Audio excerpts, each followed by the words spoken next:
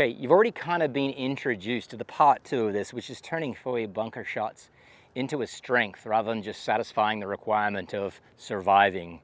And that was when I used the basement level swing to advance an 8-iron 70 yards of carry when the 8-iron would typically go 155 for me on a stock shot. But we also, if we remember correctly, maybe at around the middle of that part one, I hit an 8-iron expecting it to land right by the pin, and it came up 135. And so there's a reason when you're hitting out of fairway bunkers that you're not likely to achieve the same ball distance. And the reason is there's always the chance that some small amount of sand is going to get caught between club face and ball, even on the most solid of shots. That will take away ball speed, just like a regular bunker shot would, but not quite as much ball speed. And in addition, the spin rates are going to go up. So as the spin rate goes up and the ball speed comes down, generally the ball is going to travel shorter. I'm going to hit 3 shots here. I've got my TrackMan set up, I've got my phone telling me the flight and also telling me the speed and the distance I'm able to achieve. I'm going to normalize the distance, meaning cancel out the effect of the headwind. We're going to go 9-iron, 8-iron, and then 7-iron from these 3 clean lies, so I've got that middle lie, so I can use my arc height that is getting it back to ground level and see what distance I can achieve. Let's start with a 9-iron. Applying those basic core concepts again of ball pressure, and also trail foot dig so I don't slip. 9-iron, bombs away. Okay, solidly struck, roughly on line, maybe 12 feet left of target. Looks like it traveled actual, maybe 125, 130. So my typical 9-iron is going to be a ball speed in and around the 110 miles per hour range, maybe 108. I achieved a ball speed of 102 miles an hour, so I certainly had that gap in ball speed. The spin rate actually didn't rise all that much. Its actual travel was 124, and its normalized travel is 132. Typically from a 9-iron, I'm expecting about 140, 142 yards. There was a 10-yard loss just on ball speed on that solid 9-iron right there. Let's do the 8-iron now. Same rules apply. I've got a ground arc height in play here.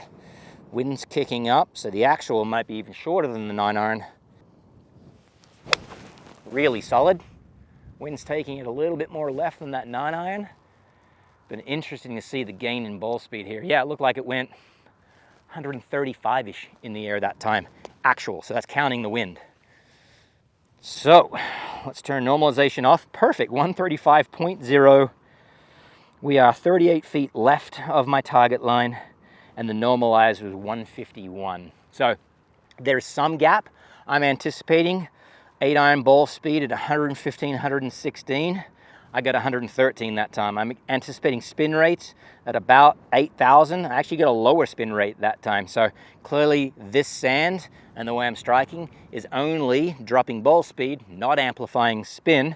But if I was amplifying spin, that ball would likely travel even shorter again. And then, so most of that distance, 5 yards lost on ball speed, and then we've got another on top of that 15-yard loss on the into the wind. Okay, final shot, 7-iron. Really solid, despite that balance. Get up. Catch the slope on the left side of the green, take it back to the hole. Nope, she bounced left. All right, but nice and solid. So, 7-iron. What do we have? We have 120 miles an hour ball speed. I'd typically be seeing 123, 24.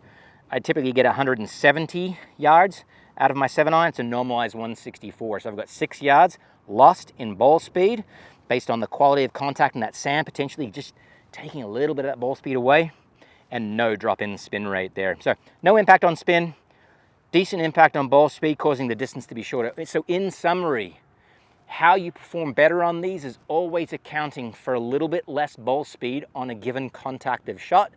So sometimes you need to club up in order to get the distance you're trying to get to, but then you've got to weigh and balance that with what? The height of the lip in front of you and the distance that you are away from the lip. Okay, the final piece to turn this into a strength is I'm going to hit one club. I'm going to use my 7-iron now and show you how to modify trajectory out of a fairway bunker. Leveling up from strength to strength. We just learned in part 2 here how to ensure that we're informed as to the amount of distance loss when you're hitting fairway bunker shots for any given club. For me, it turned into the 5 to potentially 8, potentially 10 yard range just on ball speed alone. And then you got to be able to factor in the wind. That's for a different video. But what if we want to try and negate the effects of wind?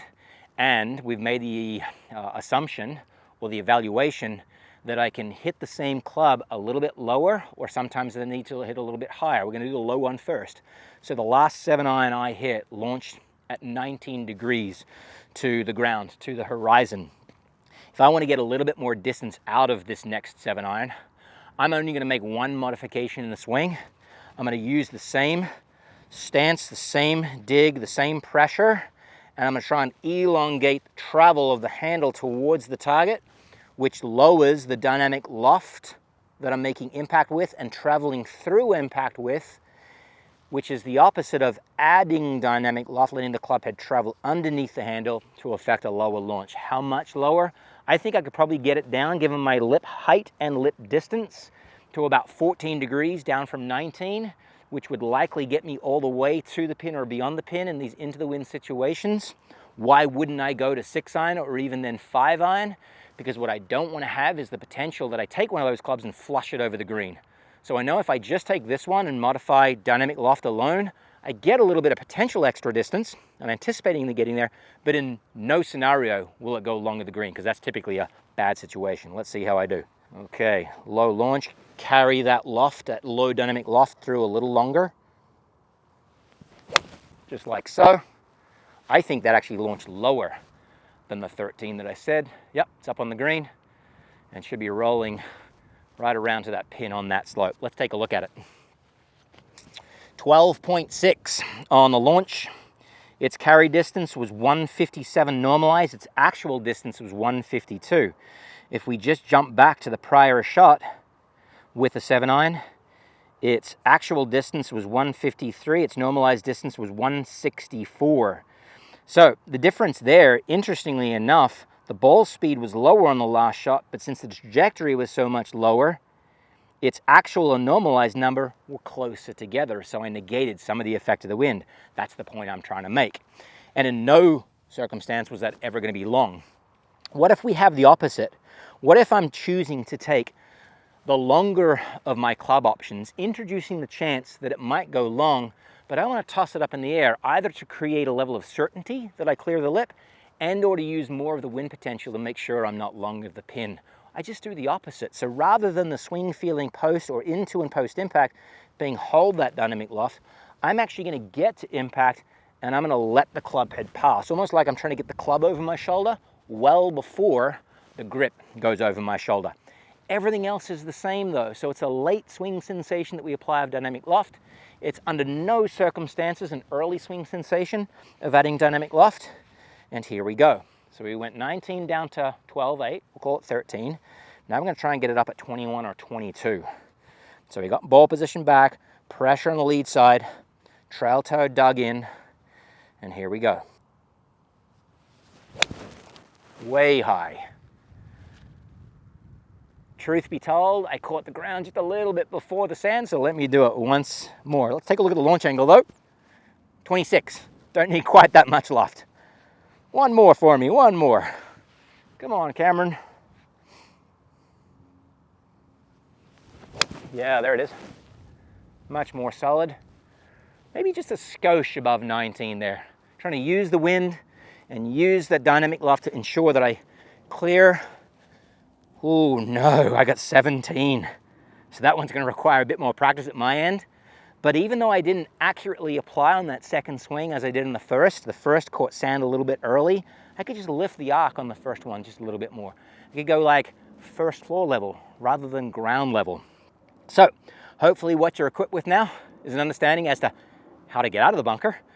Don't make a wreck out of these situations. And then once, with a little bit of practice, you can now start to apply the rules of what distance for what club adjustment to make, and also create different lofts out of fairway bunkers. So best of luck.